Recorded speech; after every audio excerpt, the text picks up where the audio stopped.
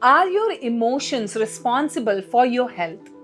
Hello, beautiful souls. I'm Dr. Meghana Dikshit, author of the book You Matter, and I'm thrilled to welcome you to our channel. Here we explore the fascinating realms of the mind and brain, share the secrets to success, help you heal your past, and prepare you for a brilliant future. If you're new, don't forget to subscribe and ring that notification bell. To all our returning viewers, a heartfelt welcome. If you're ready to dive into the incredible world of brain potential, type dive in the chat box. Now, today's topic. Are your emotions responsible for your health? So, good health and emotions go hand in hand. Did you know that your health depended on your emotions? Listen to this video and you will understand why am I saying that.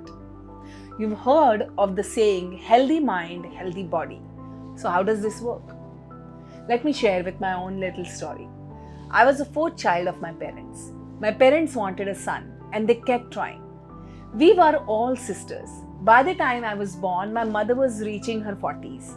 She was perpetually tired, burdened by her own ailments and insecurities. For my father, we were no less than sons. He would push us to participate in all the extracurricular activities. Keep telling us that we were no less than boys in anything that we did.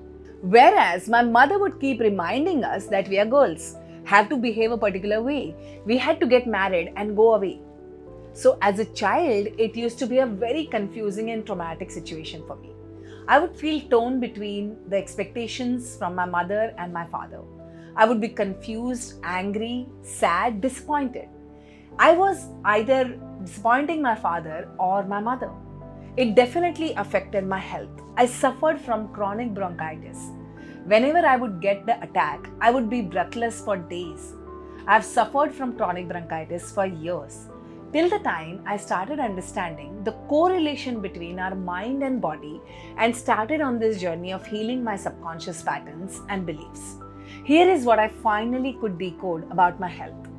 The situation at home, the way my parents would speak to me, very different, made me feel suffocated, as if I am gasping for air, no say in the matter. This manifested on my body as chronic bronchitis. The second emotional reason was being the fourth child. I was also the last to be noticed. As a child, I felt neglected, unheard, unnoticed, unloved. The illness brought the attention of my parents on me. Now you may say, why ask for this kind of negative attention? And you're correct. As a child, I just wanted the attention. I didn't know negative or positive. There was no maturity to process what kind of attention I needed. So do you get the correlation now between our emotions and our health? I will further give you another example of one of our students. This person joined our program as he was facing relationship challenges. His marriage was in shambles. He also had deep anger issues. A small issue would be enough for him to erupt in anger, and this had impacted his relationships. In his one-to-one sessions, we asked him about his childhood, and he kept saying that everything was okay. His parents were loving. When we dug deeper, here is what we found. He was an unexpected baby. His parents had not planned for a third child. They had one son and one daughter. In a sense, their family was complete. When his mother found that she was pregnant the third time, she was not prepared mentally, emotionally, physically, and even financially to bear the third child. This person grew up with subconscious feeling of being unwanted. As years passed by, his subconscious feeling of being unwanted manifested as an autoimmune disorder in his body. Autoimmune disorder is the cells in the body fight against each other. The immune system is unable to recognize the difference between bacteria, the viruses, and its own tissues. As this person grew into adulthood, the suppressed, unhealed feelings of being unwanted child gave rise to deep resentment and anger within. This wound that he was festering inside, he was bleeding on his loved ones, and that's where it was affecting his marriage. This anger in his healing, he redirected in his relationship and at work. Basically, he was deeply unhappy. He was unable to express to his mother What he felt because he was himself was unaware that he was harboring this deep resentment.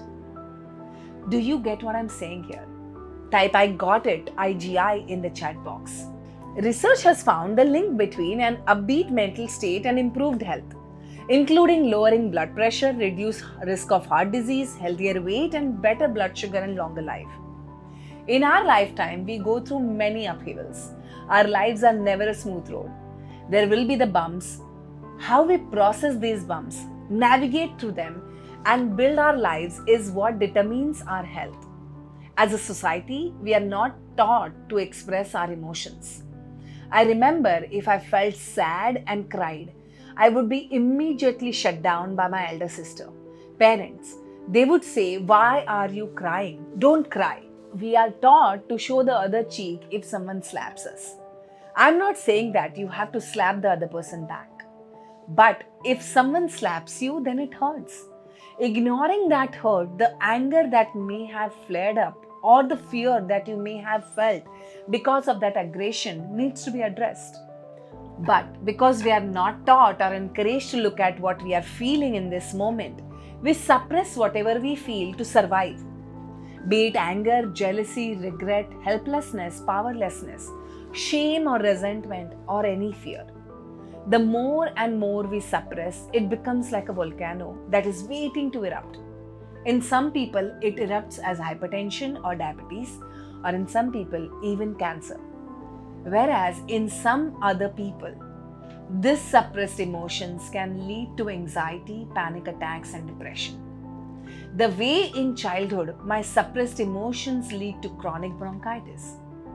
Does this resonate with you? Type resonate, and if you have a story that you are now unraveling related to your health issue, type it in the chat box and make us aware about it. It is essential that we learn and teach our children and other people to process emotions fully. By using brain imaging, neuroscientists have found that positive emotions can trigger reward pathways located deep within the brain in an area known as the ventral striatum.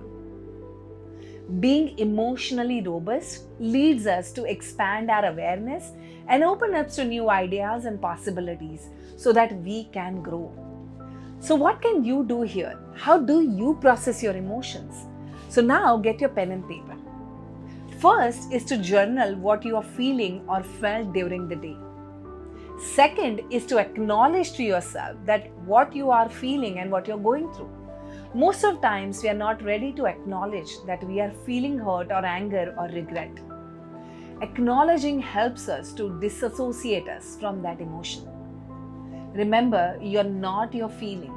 Example, you're not sad. Sadness is on you. When you disassociate yourself with that emotion, it helps you to start healing yourself.